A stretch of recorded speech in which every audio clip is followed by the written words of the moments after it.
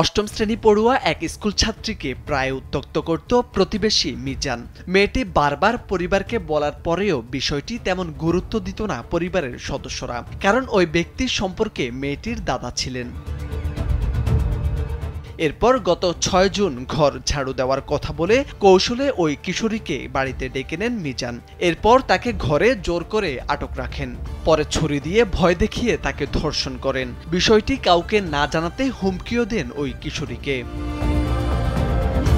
ওই কিশোরী বাড়িতে এসে ঘটনাটি খুলে বললে মেয়েটির ভবিষ্যতের কথা চিন্তা করে পরিবারের সবাই চুপ থাকে, কিন্তু বিষয়টি এরই মধ্যে ছড়িয়ে পড়ে এলাকায়। গ্রামে বসানো হয় সালিশ, সেখানে সমাজপতিরা ধর্ষণের দফারফা করেন মাত্র ৩০,০০০ টাকায়।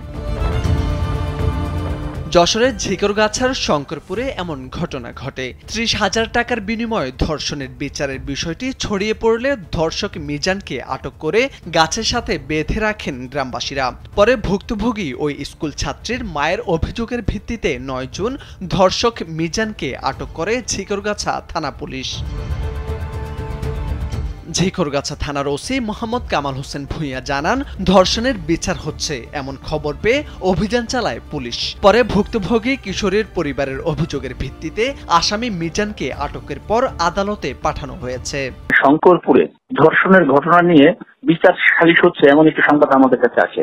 তো তাৎক্ষণিকভাবে আমরা সেখানে বাগদা তদন্ত কেন্দ্রের অফিসার ফোর্স নিয়ে অভিযান পরিচালনা করে সেখান থেকে ভিকটিম এবং ভিকটিমের অভিভাবকদের আমাদের হেফাজতে নেই। তারা আমাদের কাছে কমপ্লেইন করে যে তাদের মেয়েকে ধর্ষণ করা হয়েছে। তৎপ্রেক্ষিতে আমরা ওই মেয়েটার মায়ের অভিযোগের ভিত্তিতে একটা মামলা রুজু করি এবং তাৎক্ষণিকভাবে আমরা সেখানে অভিযান পরিচালনা করে অভিযুক্ত ধর্ষককে আমরা গ্রেফতার করি।